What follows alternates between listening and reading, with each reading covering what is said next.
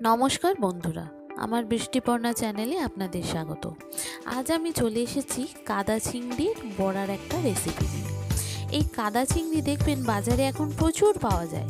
আমরা তো কাদা চিংড়ি বলি, অনেকে বলে ঘুষো চিংড়ি, অনেকে বলে সাদা চিংড়ি। আপনারা কি চিংড়ি বলেন আমাকে অবশ্যই কমেন্ট করে জানাবেন। এই কাদা চিংড়ি আজকে আমি বড়া করব। আমি এখানে 100 গ্রাম মতো কাদা চিংড়ি নিয়েছি। এবার এই কাদা চিংড়িটাকে আমি পেস্ট করে নেব।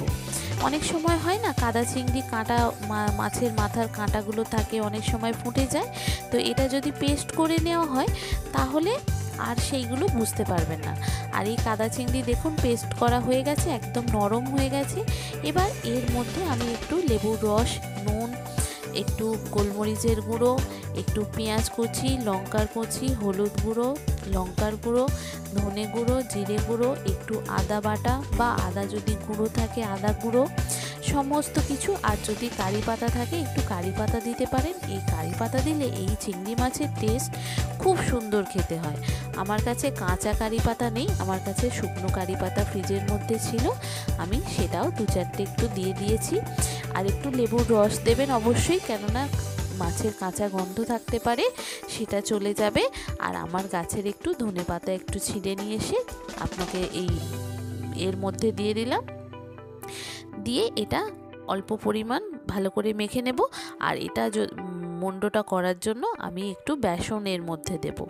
বেসনটা দিলে কি হয়, এটা একটু টাইট মতো হবে, নালে চিংড়ি মাছটা একদম পেস্ট করতে পাতলা হয়ে গেছে। তো আর এগুলো সব দিয়েছি, এটা ভালো করে হবে না, মানে মাখা যাবে না। এটা ভালো করে মেখে নিয়ে আমি একটু চাট মশলা, আদা গুঁড়ো সব দিয়েছি, টমেটো, এগুলো দিতে খুব সুন্দর টেস্ট হয় দেখবেন। এইটা শুকনো শুকনোই যখন ভাজবেন আপনি, এটা মানে শুকনো শুকনোই আপনার খাওয়া হয়ে যাবে, সস বা কাসুন্দি কিছুরই দরকার নেই, এত সুন্দর খেতে হয়। এবার আমি এটা পরিমাণ মতো, আপনার যেমন আমি 100 গ্রাম চিংড়ি মাছের মধ্যে এইগুলো অল্প অল্প করে দিয়েছি। আপনার যদি বেশি চিংড়ি মাছ হয় তাহলে এর পরিমাণগুলো আপনাকে একটু একটু করে বাড়িয়ে নিতে হবে, কম বেশি আপনাকে করে নিতে হবে। এবার দেখুন মাখা হয়ে গেছে, আমি অল্প একটু বেসন দেব, দিয়ে এটা জাস্ট একটু টাইট মতো হবে, সেই জন্য অল্প একটু বেসন দিয়ে এটা ভালো করে মেখে নেব।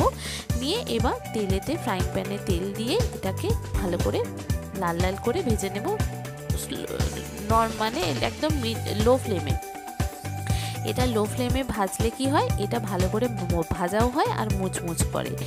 বন্ধুরা আমার চ্যানেলটি সাবস্ক্রাইব করে দেবেন, যে সমস্ত বন্ধুরা আমার ভিডিওটি দেখছেন অথচ আমার চ্যানেলটি সাবস্ক্রাইব বা ফলো করেননি, অনুরোধ করছি তাদেরকে আমার চ্যানেলটি সাবস্ক্রাইব ও ফলো করে দেওয়ার জন্য।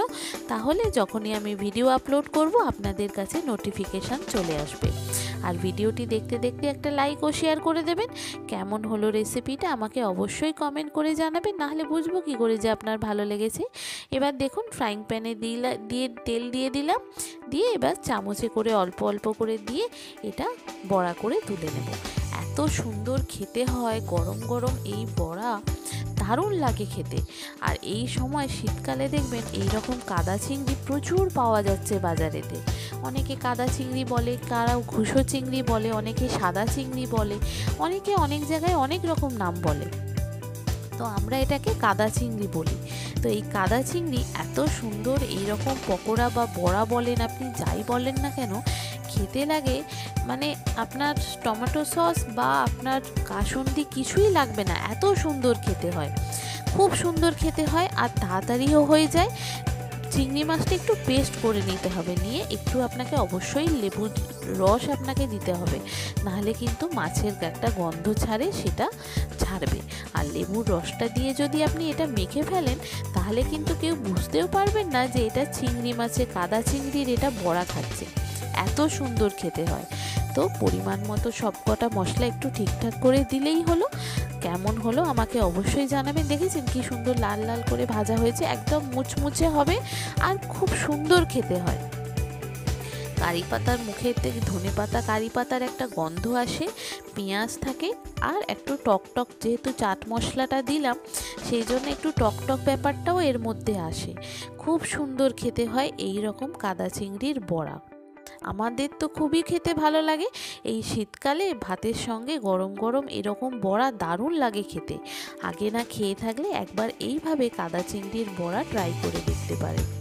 খুব সুন্দর খেতে হয় আর ঝটপট, আপনি ভাজতে ভাজতেই দেখবেন আপনার কখন যে আপনার পাশ থেকে সব বড়া শেষ হয়ে যাচ্ছে আপনি সেটা বুঝতেও পারবেন না, এত সুন্দর খেতে হয়। দেখুন আমার সবকটা খুব ভালো করে ভাজা হয়ে গেছে। এবার এটা আমি টমেটো সস বা কাসুন্দির সাথে সার্ভ করব, তাহলেই আমার হয়ে যাবে। কেমন হলো রেসিপিটা আমাকে অবশ্যই কমেন্ট করে জানাবেন। ভালো লাগলে একটা লাইক ও শেয়ার করে দেবেন। যে সমস্ত বন্ধুরা আমার ভিডিওটি দেখছেন অথচ আমার চ্যানেলটি সাবস্ক্রাইব ও ফলো করেননি, অনুরোধ করব তাদেরকে আমার চ্যানেলটি সাবস্ক্রাইব ও ফলো করে দেওয়ার জন্য। তাহলে ভিডিও আপলোড করলেই আপনাদের কাছে নোটিফিকেশান চলে আসবে। থ্যাংক ইউ বন্ধুরা।